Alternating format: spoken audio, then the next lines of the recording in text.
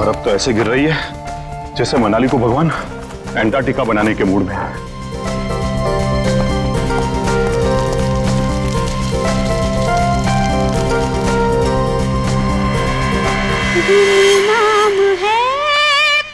घर में तो कोई नहीं है, फिर ये म्यूजिक किसने चलाया?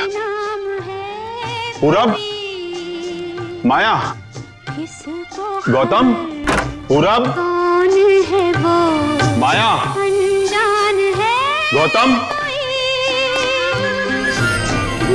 नाम है कोई बदनाम। अगर बच्चे नहीं है तो फिर कौन है? कौन है यहाँ? कौन है?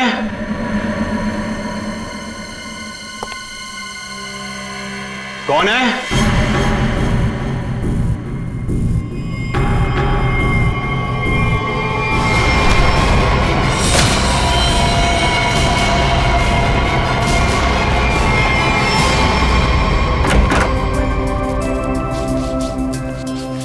गौतम, इधर मत कर।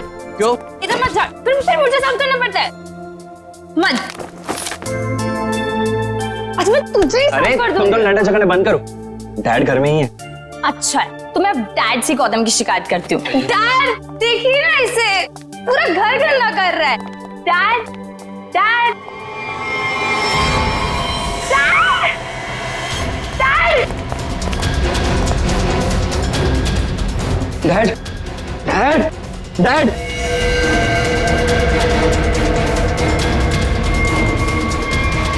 Dad is no more.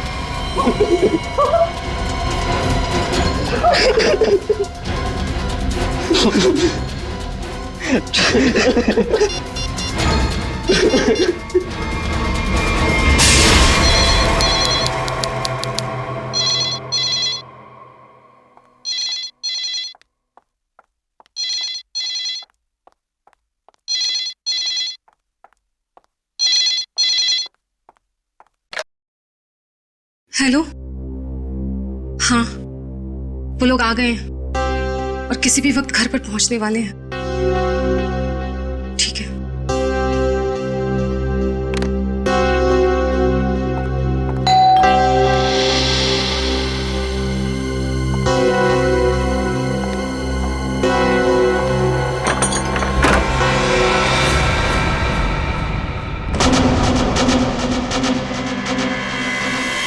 Oh my God, क्या हुआ किलोरी?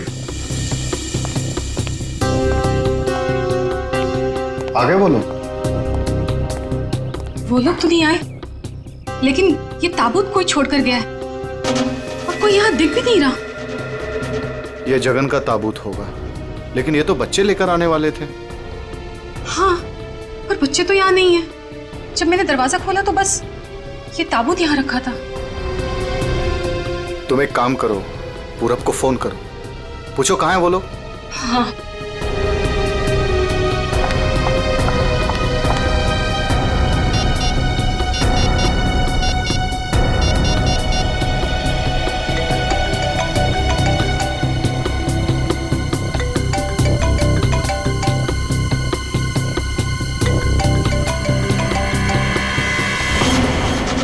ये आवाज तो यहाँ से आ रही है। कॉफिन के अंदर से आवाज आ रही है।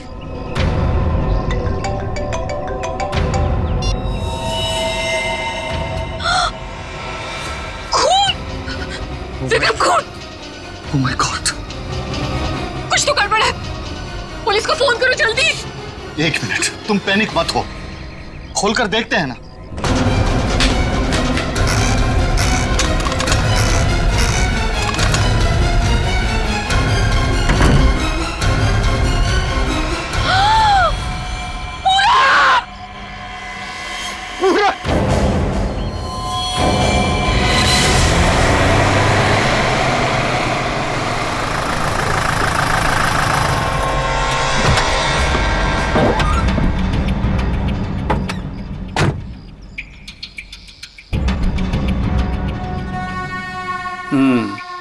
काम हो गया?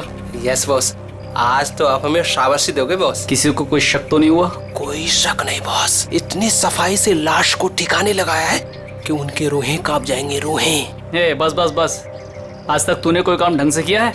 बात करता है, मैं खुद चेक करूंगा।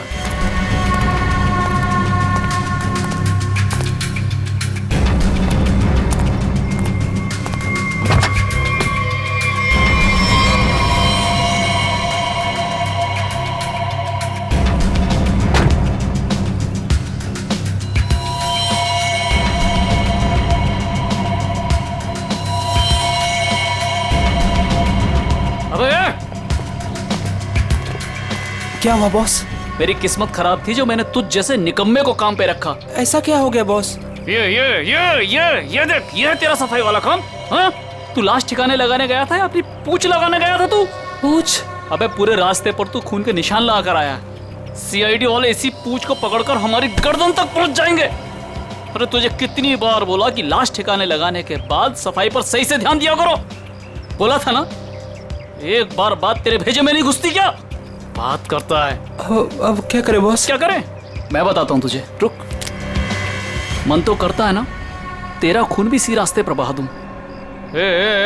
अरे शक्ल क्या देख रहा मेरी? ये मुसीबत को ठिकाने लगा और सफाई वही कर। जी बॉस। चल बॉस चल, खुद भी मरोगे और मुझे भी मरवाओगे। चल।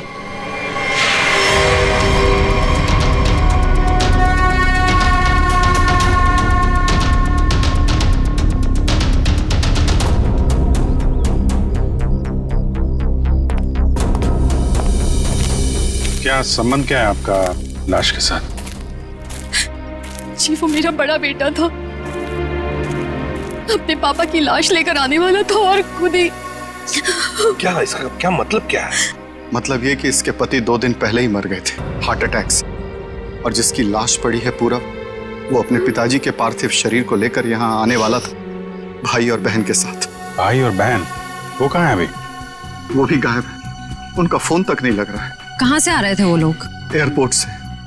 थोड़ी देर पहले ही उनकी फ्लाइट लैंड हुई थी, लेकिन वो लोग तो यहाँ नहीं पहुंचे, सिर्फ कॉफिन पहुंचा, वो भी पूरब के लाश के साथ। ये लो, मतलब बीच रास्ते में किसी ने कांड कर दिया। वैसे आपका क्या संबंध है जगन के साथ? कोई रिश्ता नहीं। मतलब? ये मेरे पति है। अच्छा अच्छा, मतलब दूसरी शादी है ये?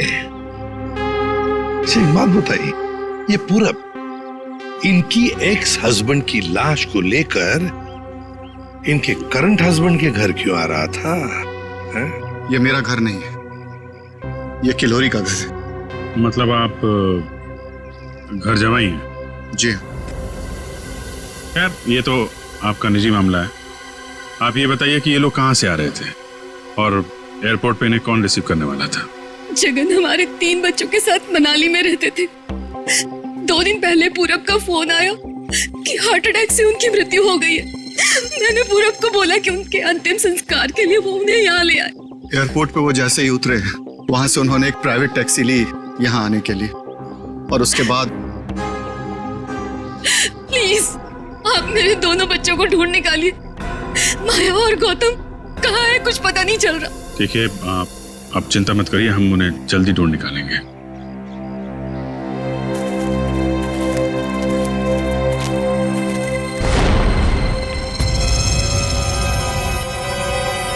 तो ये देखो, उनकी रेलगाड़ी लगती है।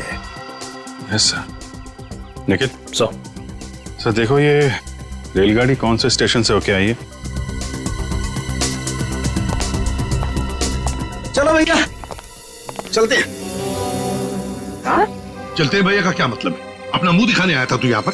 मतलब ये है कि एक लाश पड़ी हुई है, उसका खून हुआ है, किसने खून किया है ये तो आप पता लगा ही लोगे ना। महान हो आप लोग तो मेरा क्या काम है यार? इसको नहीं बुलाऊं तो इसके कान में से धुआं निकलता है कि हमें बुलाया नहीं, ये तो यूं केस सॉल्व कर देते, यूं खूनी को पकड़ लेते। और अभी लाश को सूंघा तक नहीं और चल पड़ा। हाँ सूंघ लिया तो फिर मुंह खोल ना। लाश को सूंघने के बाद क्या पता चला ये बताने के बगैर सरपट भागे क्यों जा रहा है? देख फारूक के 2 बच्चे गायब है, इस औरत के 2 बच्चे, और ऊपर से बाप की लाश भी गायब है। लाश गायब है तो मैं क्या करूं? लाश बन के लेट जाऊं यहाँ पर? लाश ढूंढना आप लोगों का काम है, तो ढूंढो ना। पूछो किसी से, ढूंढो कि ये कास्केट कहाँ से आया था। मैं क्या करूंगा इसमें? अच्छा तू जा। ठीक है। अरे एक मिनट सर, हमें इस केस में आपकी जरूरत है। आप देखो भैया, वो तो हर केस में तुम लोगों को मेरी जरूरत पड़ती है, पर तुम लोग मानते कहाँ हो?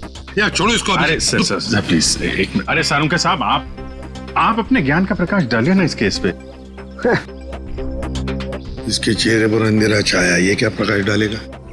कुछ बोला? नहीं, ये हमारे आपस की बात है, तुम लगे रहो। ये ताबूत कहाँ से आया? ये लो, एयरपोर्ट से। अरे तो एयरपोर्ट जाओ ना यार, यहाँ क्या कर रहे हो तुम लोग? तो जाएंगे ना साळुंखे जी, पर आप क्यों मैदान छोड़ के भाग रहे हो? भाभी,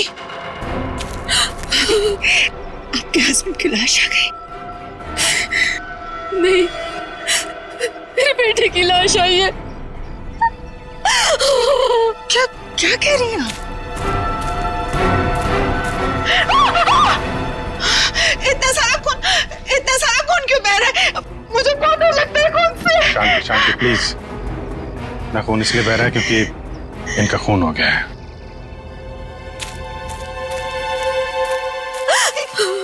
क्या कह रहे हैं? पूरब का खून हो गया भाभी। वैसे आप, ये मेरी बहन है और किलोरी की ननद। लेकिन भाभी, इसमें पूरब की लाश है तो आपके हस्बैंड की लाश कहाँ है? साळुंखे, अगर 5 साल के बच्चे की तरह मुंह बना के नखरे नहीं करता ना, तो अब तक कोई सुराग मिल जाता तुझे। भैया, ये नाक के अंदर छोटे छोटे दाने दिखाई दे रहे हैं ना, शायद यही एड्रेस। किसका? उनके हस्बैंड की लाश का। अरे तुम लोग कर क्या रहे हो? आज फिर किसी पैसेंजर का लगेज मिसिंग हो गया। तुम लोगों की वजह से किसी दिन गवर्नमेंट मुझे इस ऑफिस से मिसिंग कर देगी। ठीक से काम करो। Yes sir.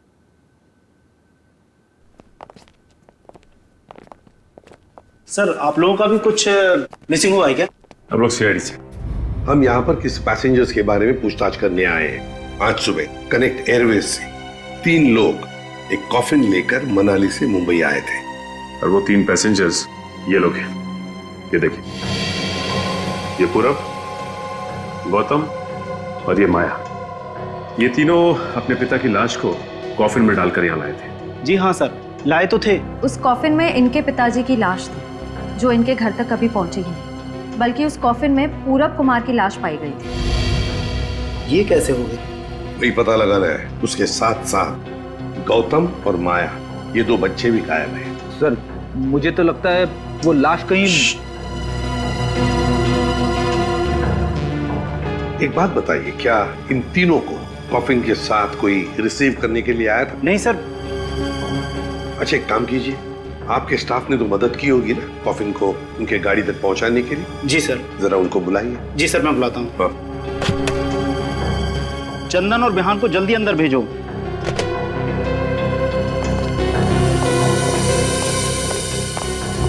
क्या हुआ सर? आज सुबह कनेक्ट एयरवेज से कॉफिन आया था। हाँ साहब। उसके बारे में सीआईडी वाले आपसे कुछ पूछना चाहते हैं। सीआईडी साहब, हमने कोई गड़बड़ नहीं किया साहब। हम तो बस काम कर रहे थे साहब। हमने तो बस उस कॉफिन को उस गाड़ी में चढ़ाया था साहब। एक मिनट, तुमने कोई गड़बड़ नहीं की है। सिर्फ इतना बताओ कि जब तुम ये कॉफिन यहाँ से उनके गाड़ी तक ले जा रहे थे, तो उस दौरान उसके बीच में कभी कोई मिलने आया था या कोई ऐसे कुछ भी हुआ था क्या? हाँ साहब, हम उन तीनों को लेकर जब यहाँ से बाहर निकले, उनके साथ जो लड़की थी ना, उसको एक फोन आया सर। पता नहीं क्या बात हुई, फिर वो अचानक से कहने लगी, पार्किंग में एक नीली वैन खड़ी है, ये कॉफिन वहां ले चलो। अच्छा, वैन के ड्राइवर को देखा तुमने? नहीं साहब, वैन के ड्राइवर को तो नहीं देखा, लेकिन साहब वैन का नंबर मुझे याद है। गुड, तो नंबर दो। XY026813। सचिन, पता लगाओ इस नीले रंग के वैन का। पूरब, गौतम और माया, 3 बच्चे अपने पिता जगन की लाश को लेकर मनाली से मुंबई आते हैं। लाश को कॉफिन में लाते हैं बाय एयर। मुंबई पहुंचने के बाद वो अपनी मां को फोन करके बताते हैं कि वो मुंबई पहुंच गए और साथ साथ वो कॉफिन भी। मगर जब ये कॉफिन उनकी मां किलोरी के घर पहुंचता है, तो कॉफिन में से निकलती है बड़े बेटे पूरब की लाश। जगन की लाश गायब है और उसके साथ साथ गौतम और माया दोनों बच्चे भी गायब हैं। तीनों के तीनों गायब। सर, हो सकता है कि जिस वैन में वो लोग लाश लेकर जा रहे थे वो वैन कहीं रुक गई हो और शायद वहीं पे कुछ हुआ हो। बस तो इसीलिए तो उस ड्राइवर की जरूरत है हमें। वो ड्राइवर कौन था, उस गाड़ी के बारे में डिटेल, वो सब कुछ चाहिए हमें। सर वैन के रजिस्ट्रेशन नंबर से मैंने मालिक का पता लगाया। फिर मालिक का कहना है कि वैन तो कुछ महीने पहले ही चोरी हो गई थी। ये लो सर, इसका मतलब अब गौतम और माया की जान को खतरा है। बड़ी बारीकी से प्लानिंग की है, खतरनाक प्लानिंग की है। देखते। ओए, अंकित, कुछ मिला? हाँ बस, ये देखो, ये मिट्टी कॉफिन के नीचे लगी हुई। इस मिट्टी में इस कॉफिन का पता। मिट्टी में पता? हमें तो नहीं दिखा। उसके लिए सालूखे की नजर चाहिए। सड़ुंखे, कॉफिन का पता तो हम लगा ही लेंगे, पर पूरब की लाश इस कॉफिन में आई कहां से? ये पूरब की नाक बताएगी बॉस।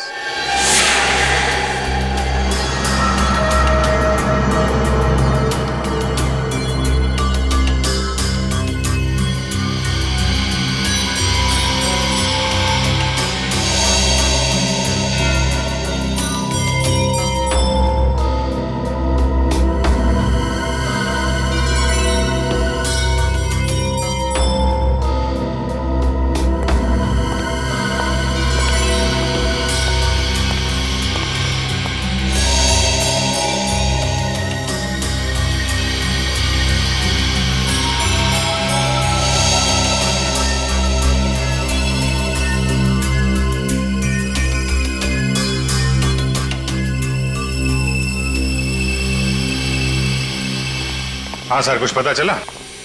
भाई अभी तक तो शक पर ही काम कर रहा है। शक दूर नहीं हुआ? हो गया, शक दूर हो गया। मुझे इसकी नाक में से पोलन्स मिले, पराग कण। सालुंखे साहब, वो कैसे पता चला? फॉरेंसिक पोलिनोलॉजी से। सालुंखे साहब, ये क्या है? रेडी, ये फॉरेंसिक साइंस की एक अलग टेक्निक है। सर, इसमें क्या होता है? निखिल, इस टेक्नोलॉजी से हम बहुत छोटे पार्टिकल्स लाइक माइक्रो पार्टिकल्स को स्टडी करते हैं, जो कि फूल, पौधे, कपड़े, मिट्टी, ऐसे कई सारी चीजों में पाए जाते हैं। वाह, क्या बात है तारिका जी, क्या नाम? लेकिन इसे बड़े ध्यान से देखना पड़ता है, क्योंकि कई बार क्या होता है कि आवारा भंवरे एक फूल पर बैठ करके उसके सारे पोलन्स, उसके सारे पराग कण चुरा करके भाग जाता है और पूरे के पूरे माहौल को गंदा कर देता है। साहब, पॉलिन जो है हवा और पानी से भी फैलते हैं। इसमें बेचारे खाली भंवरे को ही क्यों दोष दे रहे हैं आप? सही करो, बेकार में खाली भंवरे को दोष क्यों दें? तो होता यह है कि जब हम बाहर से आते हैं तो हमारे पूरे शरीर पर, आंख, नाक, कान, गले, सब पर पोलन्स लगे होते हैं, और इन पोलन्स की जांच करके हम ये पता लगा सकते हैं कि ये खास व्यक्ति किस जगह से आया है। ये तो है। मैं बताता हूं, ये देखो, यहां पर मैंने इससे पोलन्स ले लिए जो उसकी नाक में थे, और इन पोलन्स पे 2 ड्रॉप मिथाइलमाइन की डालते हैं और इसे हम कर देते हैं सिक्योर। अब इसे चेक करके हमें पता लगा सकते हैं कि ये पोलन्स कैसे हैं, कहां से आए।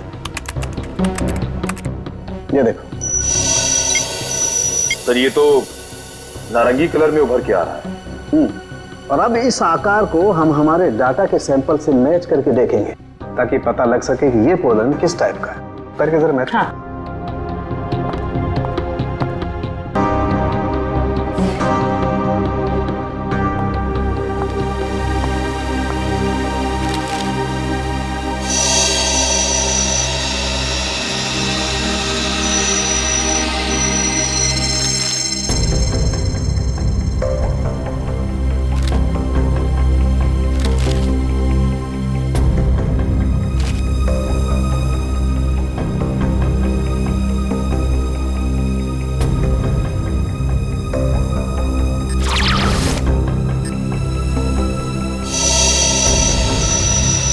वाओ सर, ये तो पॉलेंस की पूरी लाइब्रेरी है।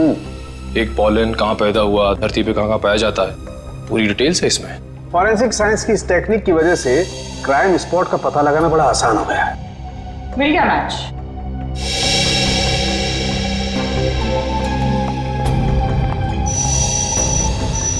ये मैरीगोल्ड है जिसका हाइब्रिड नाम मरियासा गोल्ड 63 है। ये वैरायटी पूरे साल पैदा होती है और धानीखेत में पाई जाती है। धानीखेत? चलो कम से कम ये तो पता चल गया कि खून कहाँ हुआ है। सर यही है धानीखेत सर। फिर वैन यहीं पर लाया गया था। ये टायर मार्क्स तो हैं सर यहाँ पे।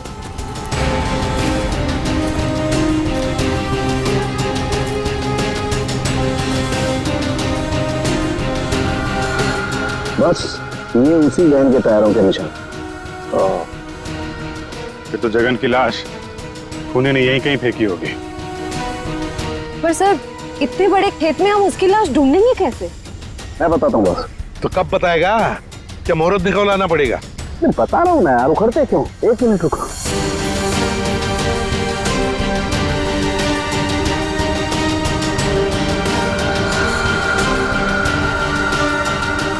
ये देखो, ये मैंने फूल के पोले निकाले।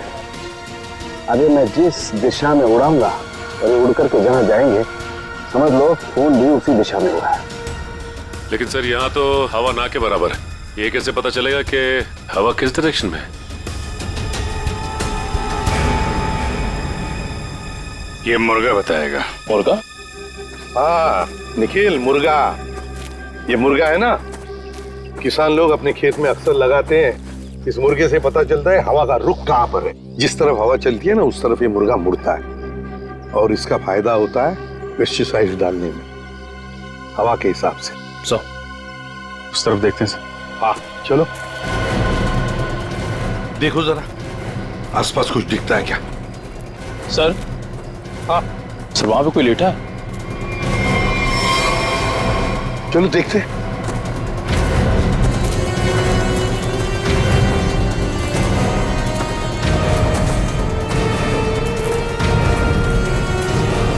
हेलो?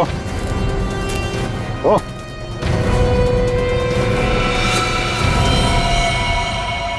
ये तो जगह है सर।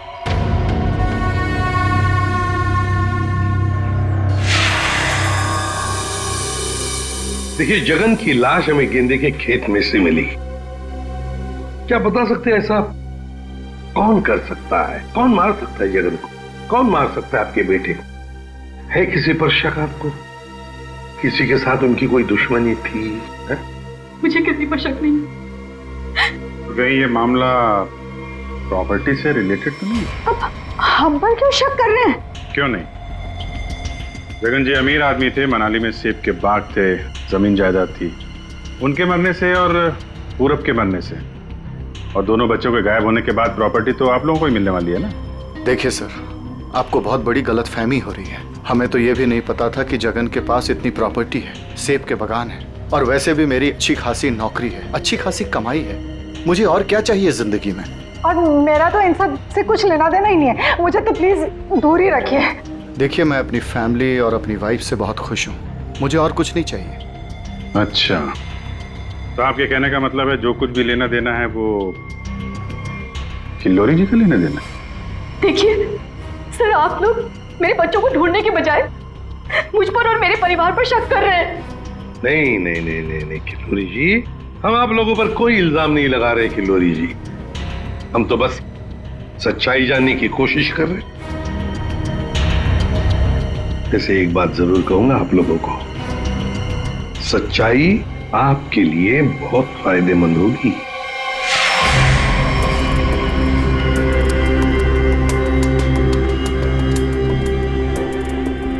सारिका, इस ताबूत के ये निचले हिस्से में जिस तरीके के निशान लगे हुए हैं ना, उससे तो लगता है इस ताबूत को काफी दूर तक घसीटा गया है। तुम एक काम करो, जो ताबूत पर जगह जगह मिट्टी लगी हुई है, इस मिट्टी का सैंपल ले लो ये मिट्टी बताएगी कि ताबूत कहाँ से आया है। मगर सर खून कहाँ हुआ है वो तो हमें पता चल गया है ना। हाँ तारिका, ये पता लग गया है, लेकिन वो वैन, उस वैन के बारे में कुछ पता नहीं लगा है। जिस वैन में ये खून हुआ है, जिस वैन में से एक लाश गायब हो गई, उसके बारे में कुछ नहीं पता है। एक काम करो, इस मिट्टी का सैंपल ले लो, फिर इस मिट्टी को हम बॉम्बे के सॉइल मैप से मैच करके देखेंगे। लेकिन सर मुंबई के सॉइल मैप की कौन सी मिट्टी का फैलाव कहाँ तक है ये हमें कैसे पता चलेगा? यू ट्रस्ट मी ना? कॉज तो फिर सैंपल ले लो, पता लगेगा, बिलीव मी।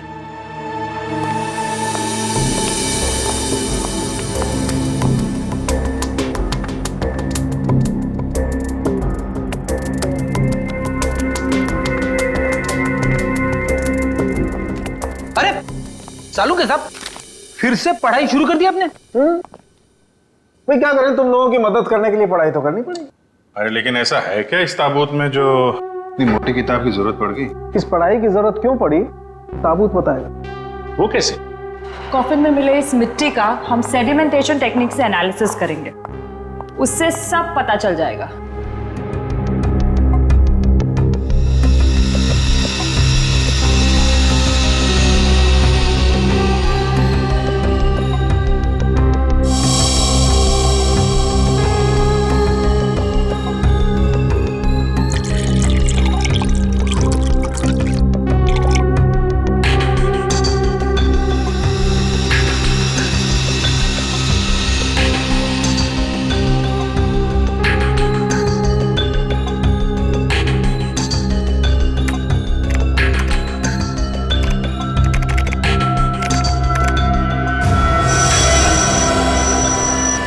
ये देखिए,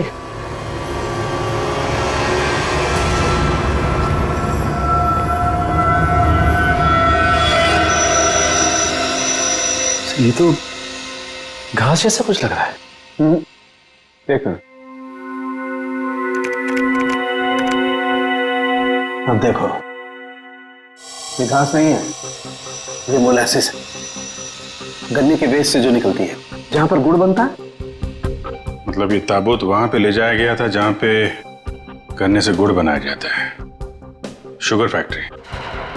सर मुंबई के आसपास 2-4 शुगर फैक्ट्रीज हैं। अच्छा सालुका साहब, ये मिट्टी किस एरिया की है, कुछ पता चल सकता है? हाँ बिल्कुल पता लग सकता है।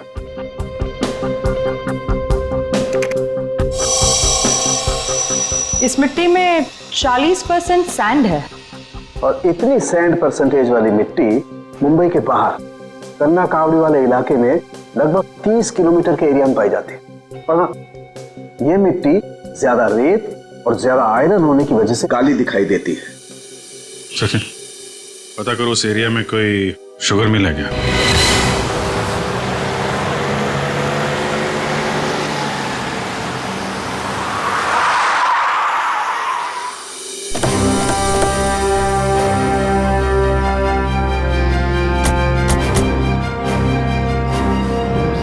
चंगनलाल शुगर मिल। यहाँ तो लोग आ जा रहे हैं, चहल पहल है। यहाँ पे खून ही खून करके कैसे निकल गया? और तो लाशों की अदला बदली भी की है। डॉक्टर सालुंके ने शुगर मिल की बात की थी और यहाँ आसपास 30 किलोमीटर तक यही एक शुगर मिल है। हो ना हो, खून हुआ तो यही है। चलो इससे पूछते हैं। अरे सुनो जी। तुम यहाँ के सिक्योरिटी वाले हो? जी हाँ। हम लोग सीआईडी से तुमसे कुछ पूछना चाहते हैं। सीआईडी साहब, क्या बात है? हमको माफ कर दो, हमारी कोई गलती नहीं है। देखो घबराओ मत, हमारे कुछ सवालों का जवाब दो। हाँ हाँ। क्या तुम यहाँ पर अकेले ड्यूटी पर होते हो या और भी कोई है जो शिफ्ट में आते जाते हैं? हम पूरे टाइम अकेले काम करते हैं। तुम ये बताओ और अपने दिमाग पे जोर डाल के बताओ कि तुमने कोई ताबूत देखा है? काहे डरा रहे हैं? यहाँ ताबूत कैसे देखेंगे? ठीक है, ताबूत नहीं देखा, किसी नीले रंग के वैन को देखा जिसपे शक हुआ हो तुम्हें? साहब वैसे तो हम सब पे शक करते हैं, लेकिन नीले कलर की गाड़ी क्यों नहीं देखे हैं साहब? आप समझ रहे हैं ना? अच्छा चलो एक बात बताओ, यहाँ पर ऐसी कोई और भी खाली जगह है, गोदाम जैसी? हाँ साहब, एक पुराना गोदाम है हमारे मालिक के। चलिए दिखाते हैं। चलो दिखाओ। दिखाओ। चलिए आइए साहब, ये है पुराना गोदाम। तुम जरा बाहर जाओ। ठीक साहब। गेट तो काफी बड़ा है। हाँ, वैन आसानी से घुस सकती है। इस जगह को देख के लगता है कि काफी समय से कोई आया नहीं है यहाँ पे। काफी समय से कोई आया नहीं है यहाँ, तो फिर ये बोरियां ऐसी रखी कैसे गई? और ये ऊपर से टारपॉलिन, जरा देखो तो नीचे क्या है।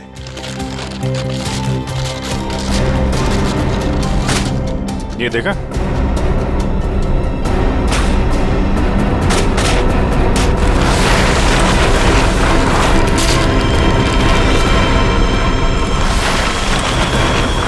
ये क्या है?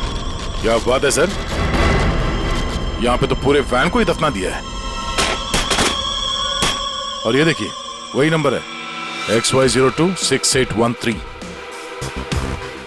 चेक करो देखो।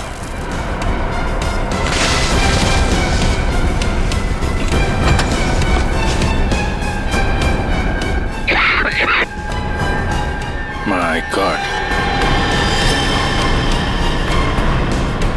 इतना सारा खून। लगता है 24 घंटे से ज्यादा पुराना है। अभिजीत, लाश इसी वैन में से ले जाई गई है। काम करते हैं, पूरी की पूरी वैन को फॉरेंसिक लैब भेजते हैं।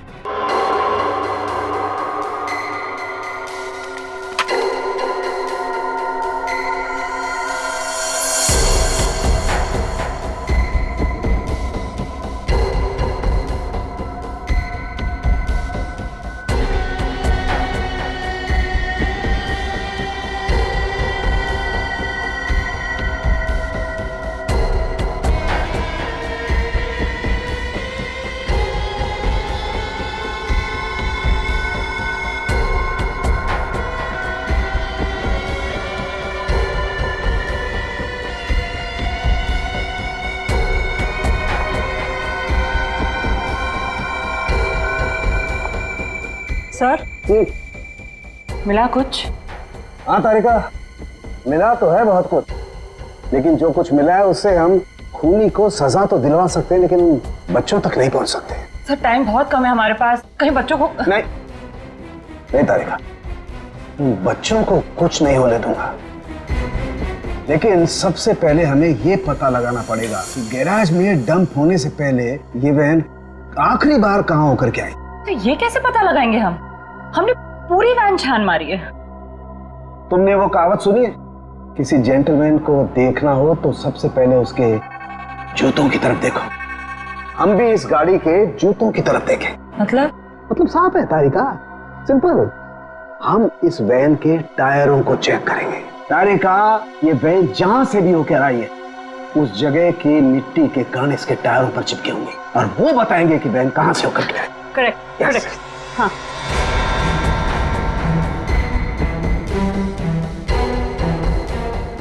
जरा एक कोर्सा पर पेट्रोल डिश लाओ। हाँ सर, अभी देते हैं।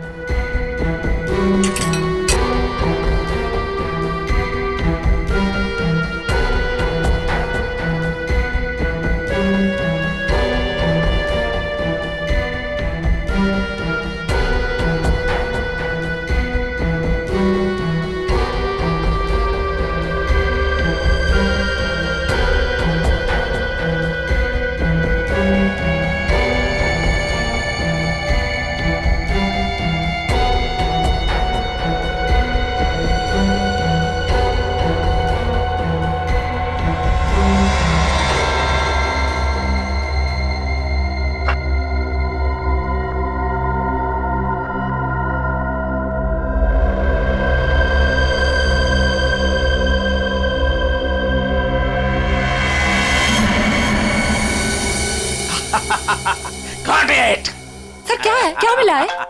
सर बताओ ना, क्या मिला है? हेलो। हाँ तारिका जी। हाँ अभिजीत, उस वैन में से कुछ एविडेंस मिला? हाँ मिला तो है, लेकिन मुझे नहीं पता क्या मिला है। सर बता ही नहीं रहे। अरे क्यों?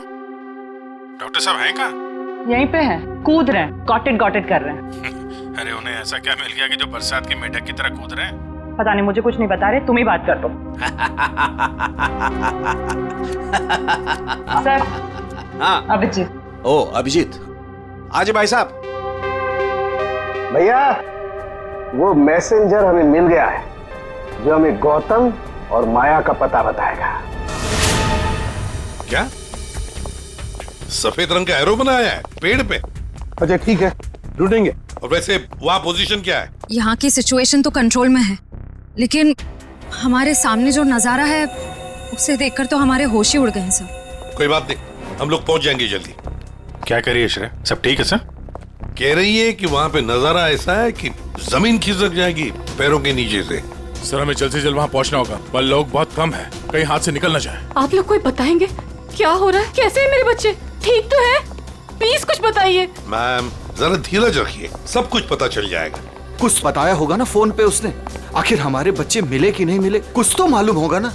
देखिए अभी कहने सुनने से कुछ नहीं होगा, जो भी है वहाँ पे चलने के बाद ही पता चलेगा। अरे पता तो तब चलेगा जब वहाँ पहुँचेंगे। अगर भालू शेर चीतों को पता चल गया ना कि हम लोग यहाँ हैं, तो दुनिया में किसी को हमारा पता नहीं चलेगा। आप फिक्र मत कीजिए प्रीति जी, आजकल इंसान जानवरों से ज्यादा खतरनाक हो गया। हो सकता है वो आपको देख के भाग जाए। अरे उन्हें चिल्लम चिल्ली की आदत नहीं है, जरा शांत रहिए आप। क्या? एक मिनट। श्रेया, वो सफेद निशान वाला पेड़ मिल गया। सर उस पेड़ से राइट लेकर 200 मीटर स्ट्रेट आ जाइए। 200 मीटर राइट में। चलिए जल्दी चलिए। कोई मुझे बताएगा हो क्या रहा है? मेरा दिल बैठा जा रहा है, कहीं मेरे गौतम और माया को कुछ हो तो नहीं गया? बस बस और नहीं चला जाता, अब नहीं चल पाऊंगी। देखिए पीछे छूटने वालों को जानवर छोड़ते नहीं है, लंच या डिनर में खा लेते हैं। नहीं, मैं आगे जाती हूँ ना, आप लोग मुझे फॉलो करिए।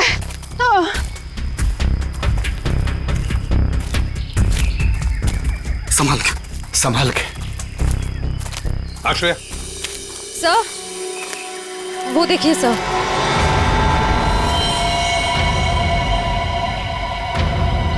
माय गॉड, जल्दी से बच्चों को नीचे उतारो। हे भगवान, क्या है? चल गए। ये क्या मजाक है सर? जब आप लोगों ने देखा कि ये लोग यहाँ आए थे, इन्हें छुड़वाया क्यों नहीं, नीचे क्यों नहीं उतारा सर? बचा लो मेरे बच्चों को। श्रेया संभाल। माया घबराओ मत।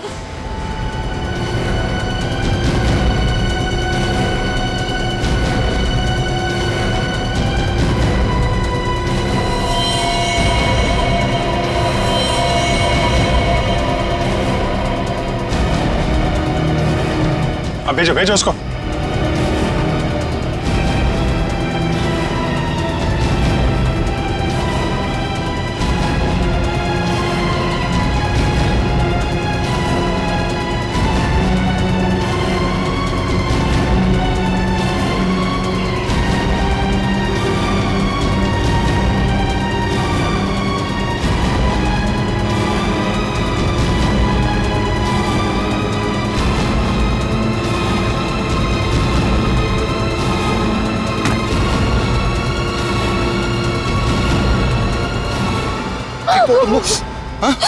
तुम लोग ठीक हो ना? बंद कीजिए अपना नाटक, हमारी इस हालत के जिम्मेदार आप ही हैं। बच्चे कहते हैं ना हमें, तो क्यों डाला अपने बच्चों को मौत के मुंह में? तो अच्छा हुआ सीआईडी टाइम पे आ गई, वरना आपने भैया की तरह हमें भी मार दिया होता।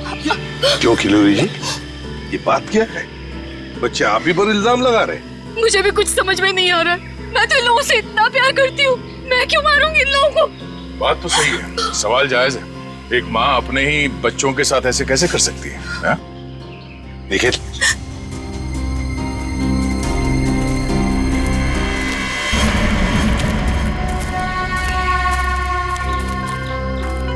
तुमने तो छुपने की बहुत कोशिश की और उस कीड़े ने हमें यहाँ का पता बता दिया। ये लोग कौन है सर? अरे मैडम कुछ पूछ रही, बताओ या और खातिरदारी करें? हमने और खातिरदारी की जरूरत नहीं है। देखिए साहब, पहले मुझे इमरजेंसी वार्ड में भर्ती करा दीजिए। हड्डियों से बड़ी अजीब आवाजें आ रही है साहब। तो मुझे दिन में ही चांद तारे नजर आ रहे हैं सर, ऐसा लगता है जैसे मैं अंतरिक्ष में। मुंह खोलो अपना जल्दी। आप फंसा दिया तुमने हमें। मैंने फंसाया? मैं तो इन लोगों को जानती तक नहीं हूँ। आप नहीं, वो भाई साहब। दिमाग तो नहीं खराब हो गया तुम लोगों का? क्या बोल रहे हो तुम? हाँ, मैं वाकई आप मल्टी टैलेंटेड हैं। Husband come kidnapper come murder, all in one. क्या बात है विक्रम, तुम? भैया क्यों किया तुमने ये सब? और क्या करता, इसके तीनों बच्चे मेरे छाती पे सांप की तरह लौट रहे थे। विक्रम, तुमने बोला था कि तुम हमारे बच्चों को मुझसे भी ज्यादा प्यार करोगे, और तुमने मेरे एक बेटे को मार दिया और बाकी दो को मारने की साजिश की। जिस मकसद के लिए मैंने तुम्हें फंसाया उस पर तुमने पानी फेर दिया। तुम्हें फंसाने का मेरा सिर्फ एक ही मकसद था, तुम्हारी प्रॉपर्टी, तुम्हारा पैसा। लेकिन तुमने अपनी सारी प्रॉपर्टी अपने बच्चों के नाम कर दी। क्या करता मैं? और तो और तुम अपने पुराने पति से भी मिलने जाती थी। तुमने कभी सोचा कि मेरे अंदर क्या होता था? मैंने एक दिन डिसाइड कर लिया, तुम्हारी पुरानी फैमिली को ही तुम्हारे रास्ते से हटा दूंगा। और इसीलिए सबसे पहले तुमने जगन को रास्ते से हटाया, क्यों? हाँ, इसलिए मैंने अपने रास्ते से सबसे पहले अपने पहले कांटे को हटाया, जगन को। अपनी पत्नी को झूठ बोला कि मैं बॉम्बे से बाहर जा रहा हूं, और एक दिन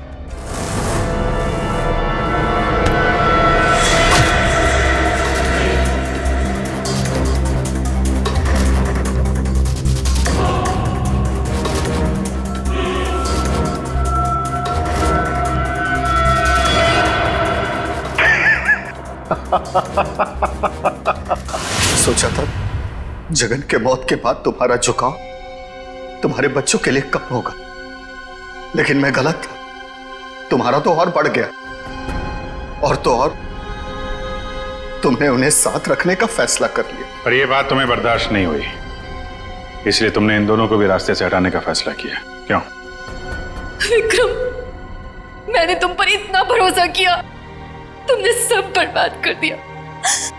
मैं तुमसे नफरत करती हूँ, नफरत।